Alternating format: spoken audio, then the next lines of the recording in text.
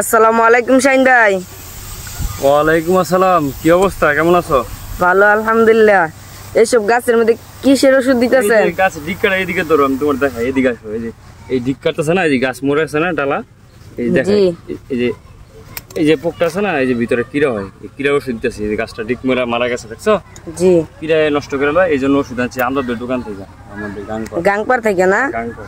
ওষুধে খুব ভালো কাজ করে। জি, এখন তো আগে তো মাশাআল্লাহ অনেক ডিক্কার, তো এখন মাশাআল্লাহ ডিক্কাটা কিছু কমছে। আমাদের পরামর্শে কিছু ওষুধ দেওয়াতে অনেকটা ডিক্কাটা কমছে। এখন মাশাআল্লাহ খেতে ভালো। তুমি দেখাও পরিস্থিতিটা, গাছটি পরিস্থিতি দেখাও। আলহামদুলিল্লাহ বেগুনও গাছে নামছে, টুকটাক বেগুনও দেখাই দাও সবাই। অনেক সুন্দর হয়েছে আলহামদুলিল্লাহ। আমার জন্য দোয়া করে এই বেগুনও দেখাই দিয়ে দাও, যে মাশাআল্লাহ বেগুন নামতেছে। আল্লাহ দিলে অনেক সাইজেরই বেগুন হয়েছে না, মাশাআল্লাহ আলহামদুলিল্লাহ অনেক ভালো ধরনের বেগুন নামতেছে, সাইজে খুব ভালো। তো আমার জন্য সবাই দোয়া করবেন, যাতে করে আমি কৃষিকাজ নিয়ে আমি আরো এগিয়ে যেতে পারি ইনশাআল্লাহ, আপনাদের সহযোগিতায়। বা আপনারা ভালো পরামর্শ আমাকে দিবেন যে এইভাবে করলে বেগুন ক্ষেত ভালো হবে, বা এইভাবে করলে ফসলের দিক দিয়ে উন্নত হবে। কালকে ইনশাআল্লাহ আমি কিছু সরিষার খৈল আছে, খৈল দিব, কারণ গাছের ভালো হবে ইনশাআল্লাহ। এই জন্য গাছের খৈল দিব আগামীকাল।